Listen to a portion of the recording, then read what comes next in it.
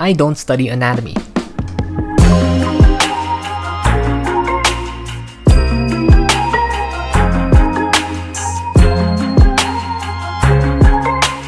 For an anime artist, that's a wild sentence to say. Drawing the human body is pretty much all we do. We live and breathe drawing anatomy. I dislike studying not just anatomy, but anything in general. If I want to draw something, I don't do studies on it. I find a reference and just copy. It would be permanently stored in my memory, and I will know how to draw a specific thing at a specific angle. To be clear, no, this is not efficient. Yes, I'm still doing it till this day. Tell me about it.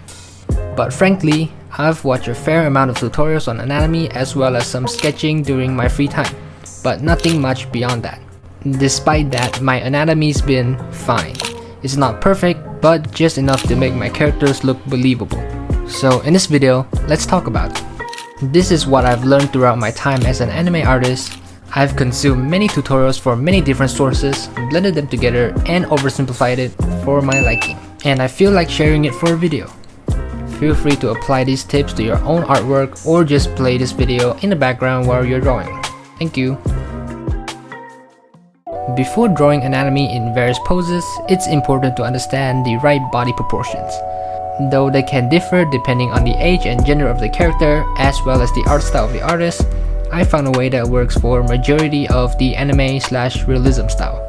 First, the body can be split into two equal halves, which means the upper body has the same height as the lower body.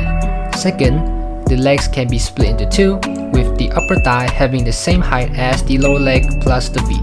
Third, the elbow of the arm should be at the same level as the waist, and the wrists will be in the same level as the crotch. They don't necessarily have to be exact. If they're about the same size, then it checks out. Lastly, the head. For anime styles, the head I drew are usually around half of the shoulder's width, but they sometimes can be bigger or smaller.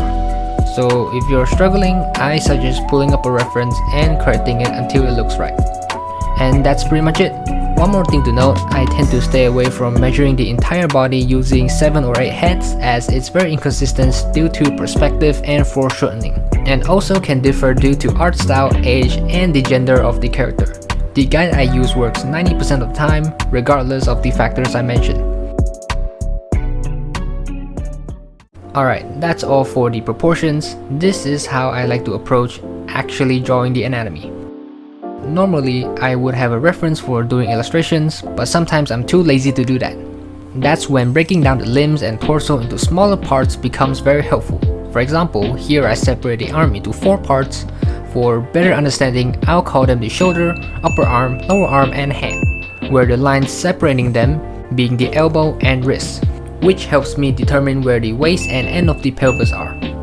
For the legs, I separated them into 3 parts, which I call them the thigh, the lower leg, and the foot. The line separating the legs is where the knee is located and helps to make sure that the legs are of equal length.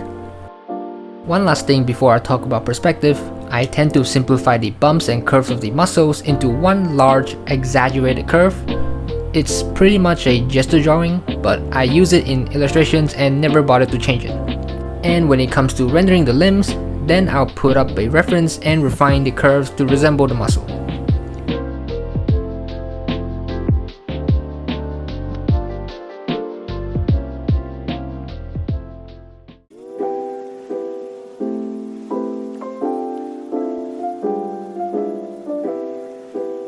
Alright, so perspectives. The best way to draw the body in perspective is the box method.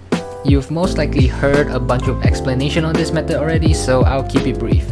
I would use 3 boxes, 1 cube for the head, and 2 slightly stretched boxes for the ribcage and pelvis. Keep in mind that the perspective, there will be a horizon line and vanishing points involved. Most of the time, the vanishing points wouldn't be in the frame, so you just have to do some guessing. They don't have to be perfect, just good enough to show that there are perspectives involved. Even I sometimes don't follow the guides I draw, I just faked it.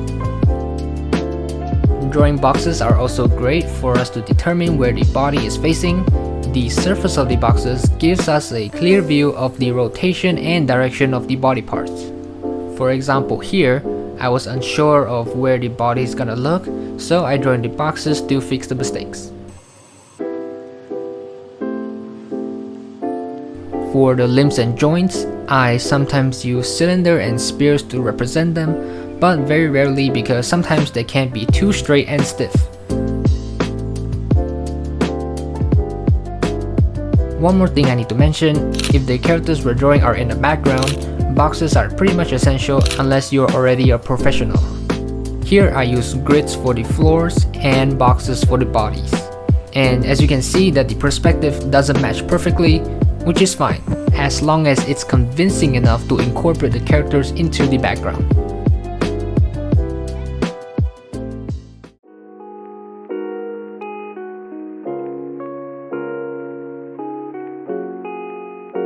Let's talk about foreshortening.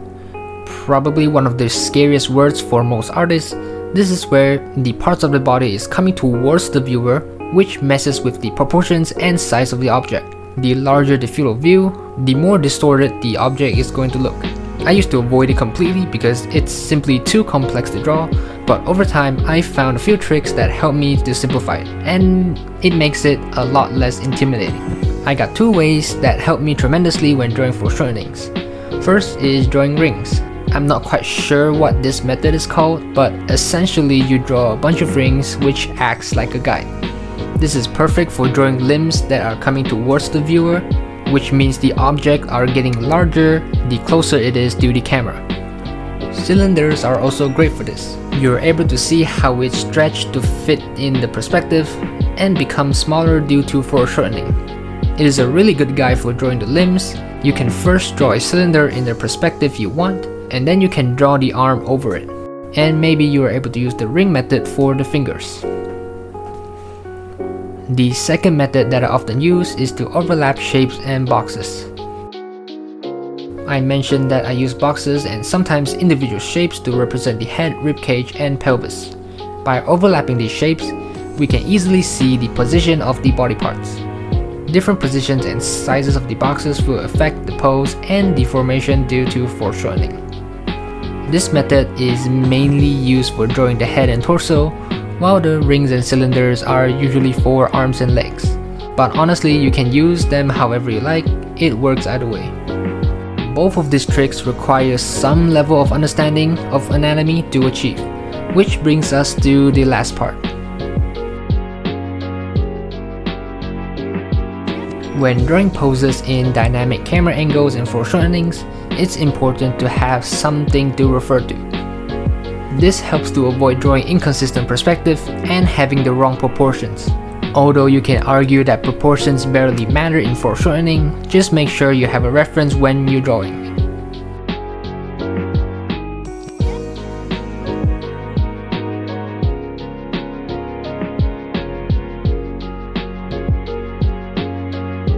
And that's pretty much my way of handling the anatomy.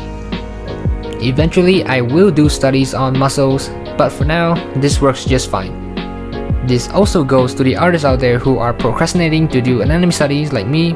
We all have to study them sooner or later. I hope the tips I shared provide some help in your own art journey, or maybe this video inspire you in some way to start drawing. Either way, thank you so much for watching until the end. I'll try my best to continue making videos, so consider subscribing. Thank you.